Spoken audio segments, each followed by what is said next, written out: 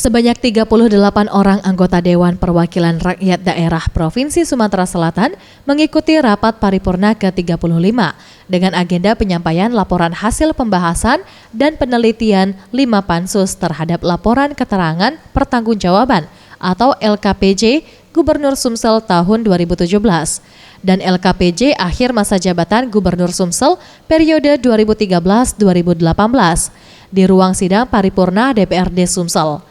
Dalam rapat ini dipimpin pelaksana tugas Ketua DPRD Sumsel, Uzair Effendi.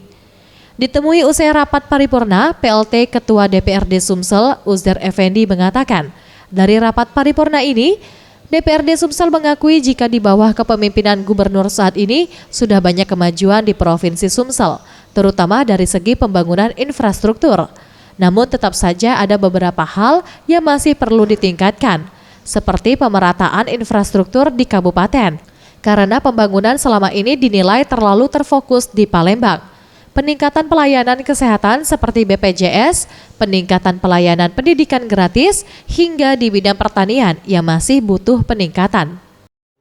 Ya, secara umum saya kira harus kita akui bahwa di bawah kepemimpinan Pak Alex banyak sekali kemajuan dan peningkatan pembangunan yang ada di Provinsi Sumatera Selatan.